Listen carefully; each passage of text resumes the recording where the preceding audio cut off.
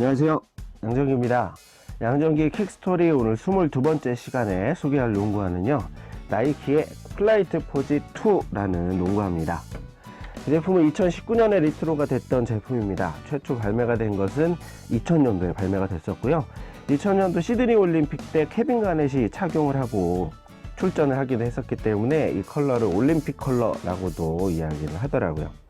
아쉽게도 국내는 발매가 되지 못했습니다. 해외 발매가는 $200에 발매가 됐었는데요. 현재 또 마침 세일을 하고 있기 때문에 직구를 하기에는 굉장히 좀 그래도 좋은 시기가 아닐까라는 생각을 합니다. 이 컬러 외에도 검정의 초록색 컬러, 그리고 뭐 에그플란트 컬러라고 해서 보랏빛이 도는 그런 컬러들도 하나같이 다 정말 멋지게 나온 그런 제품이라고 생각을 합니다. 이 제품이 이제 나올 당시에 나이키에서 이제 하나의 컨셉을 알파 프로젝트라고 해서 이 동그라미 5개가 붙어 있는 이 마크. 당시 이제 디자인의 어떤 큰 흐름이라면 약간 좀 이제 미래적이고 굉장히 좀 사이버틱한 느낌이 드는 그런 컨셉들로 많은 제품이 좀 나왔었던 것이 기억이 납니다. 샥스 비포 같은 경우에도 뭐 동시기에 비슷한 컨셉으로 나왔던 그런 제품들이고요. 저의 경우에는 이때 당시 어떤 이런 느낌의 디자인들이 굉장히 좀 멋지게 좀 느껴져서 그야말로 정말 드림슈였어요. 제가 어린 시절에 이 플라이트 포지 1 검정의 이제 은색 컬러를 신었던 기억이 나기도 하는데요. 약간 좀 신고 싶다 보다는 갖고 싶다의 좀 의미가 좀 큰 그런 좀 제품군이지 않았었나 라는 생각도 좀 해봅니다.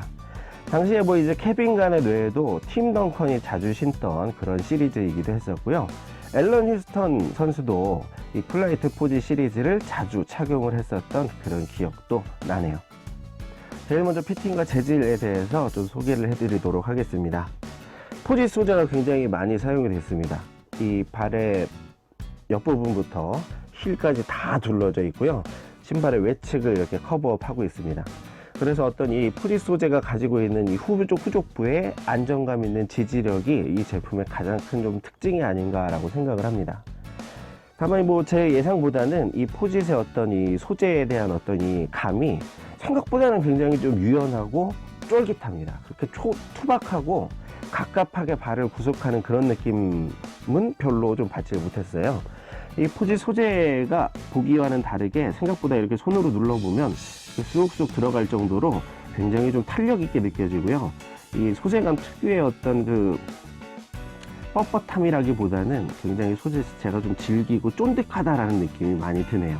그렇기 때문에 이 신발의 피팅감 자체도 굉장히 정말 쫀득쫀득한 떡을 발에 막 이렇게 둘러놓은 것 같은, 이게 좀 적절한 표현인지 모르겠습니다만 그런 느낌을 좀 많이 받았습니다. 아무래도 이것이 이제 지퍼 피팅을 가지고 있다 보니까 이 외피를 이루고 있는 소재가 좀 중요할 것 같은데요.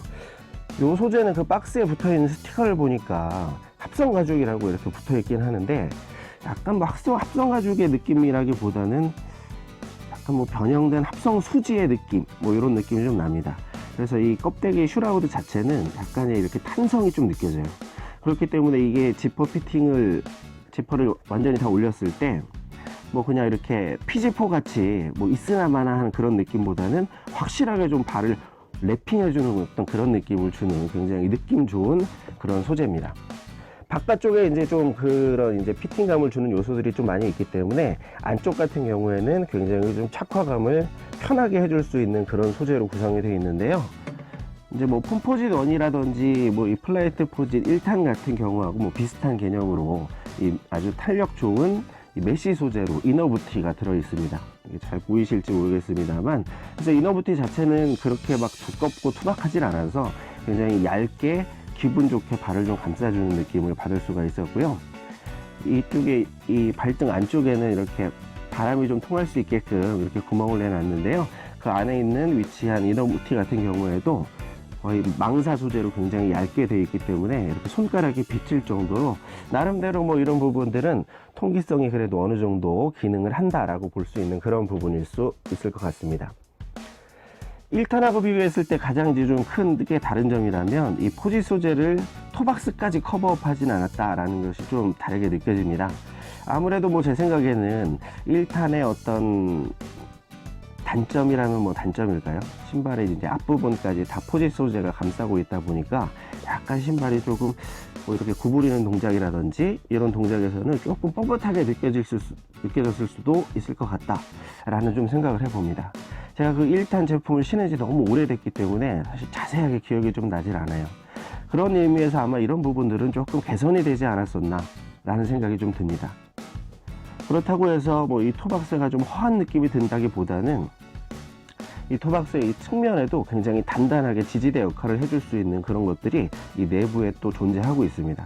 그렇기 때문에 발가락까지 굉장히 좀 안정감 있게 잡아줄 수 있는 그런 부분들을 전반적으로 잘 느낄 수 있는 그런 구성을 가지고 있습니다. 그래서 이 피팅감 자체는 굉장히 좋은 느낌을 받았습니다. 이 지퍼를 정말 채웠을 때는 정말 확실하게 발의 전체를 잘 감싸주는 그런 느낌을 받을 수가 있어서 피팅감 자체는 굉장히 높게 평가를 하고 싶고요. 특히나 이 뒷면에 이 든든하게 지지해주는 이런 부분들도 개인적으로는 굉장히 좋은 느낌을 받았어요. 저는 정 사이즈 285 사이즈를 구매했습니다. 평소 나이키 신는 사이즈를 그대로 구매했는데요. 뭐 다행스럽게도 지퍼를 잠그는데 크게 무리가 없을 정도로 아주 딱 좋은 사이즈감을 느낄 수가 있었어요. 최초 착화 시보다는 운동을 몇 번 좀 하면서는 조금씩은 더 여유가 있어지는 그런 느낌도 받았었기 때문에 뭐 칼발이시고 발등이 그렇게 높지 않으신 분이라면 저는 정 사이즈 추천드리고 싶고요. 발볼이 조금 있으신 분들이고 그리고 지퍼를 좀 나는 채워서 신고 싶다라고 생각을 하신다면 반업 정도는 좀 필수적으로 하실 필요가 좀 있을 것 같습니다. 가장 큰 이제 좀 단점이라면 무게입니다. 무게가 조금 이제 많이 무겁다라는 생각이 좀 드는데요. 570g이 나옵니다. 285 사이즈 570g이요. 꽤나 많이 나가는 무게라고 보시는 게 맞겠죠. 사실은 뭐 무겁다라고 제가 말씀드렸던 뭐 그런 제품들이 대체로 한 550g 정도 되는 정도의 무게인데 요거는 그것보다는 좀 더 나가는 편이에요. 다만 이게 이렇게 들었을 때는 확실히 좀 무게감이 느껴지거든요. 그런데 의외로 이것을 좀 신고 운동을 할 때는 생각보다는 그렇게 무겁다는 느낌을 많이 받지 못했어요. 워낙에 이렇게 피팅감이 좋다 보니까 아무래도 무게감이 좀 느껴지는 것도 조금 덜하지 않나 라는 생각을 좀 해봅니다. 그렇기 때문에 뭐 무게에 민감하신 분이라면 뭐 전혀 추천드리고 싶지 않은 그런 제품이에요. 다만 뭐 무게를 그렇게 신경 쓰지 않으시는 분들이라면 한번 좀 신어보셔도 좋을 것 같은 그런 제품이라는 생각을 해봅니다.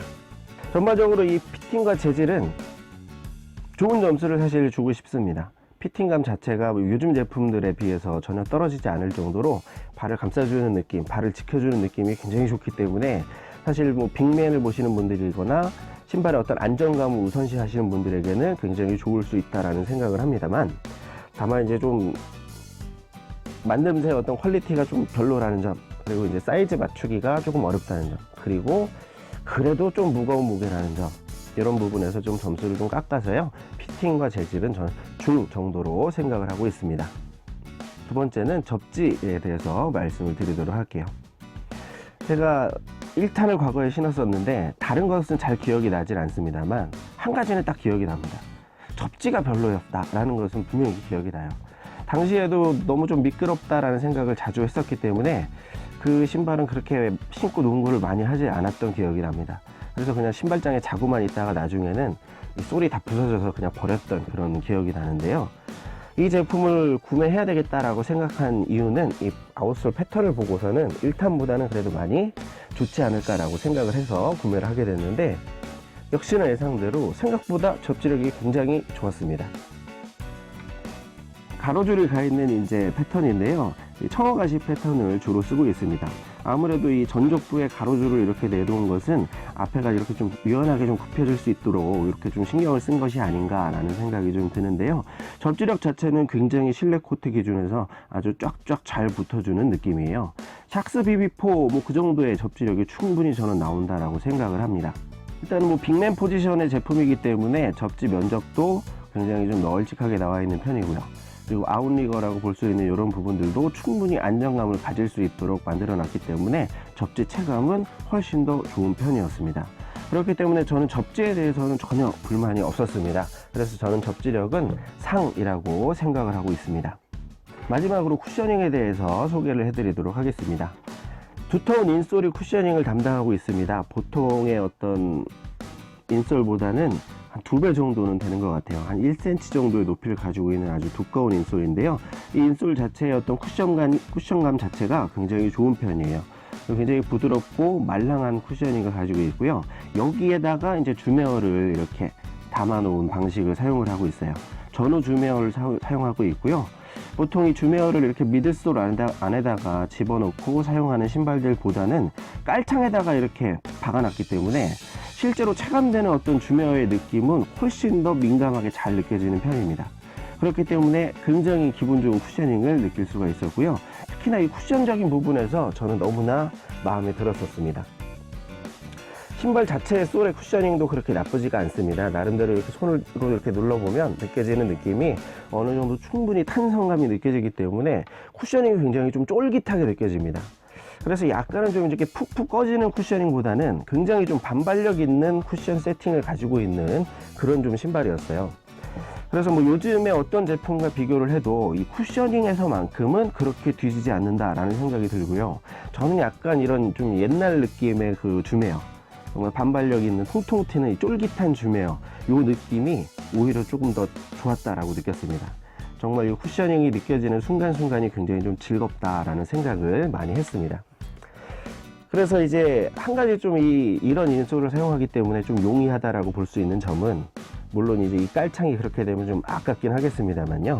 만약에 이것이 너무 작아서 뭐 직구를 했는데 신기가 힘들다, 뭐 지퍼가 뭐 다치지가 않는다라고 한다면 인솔을 그냥 빼시고 다른 기능성 인솔을 요거보다 조금 더 얇게 깔고 사용을 하시면 오히려 또 사이즈를 맞출 수 있는 부분도 만들 수가 있겠죠.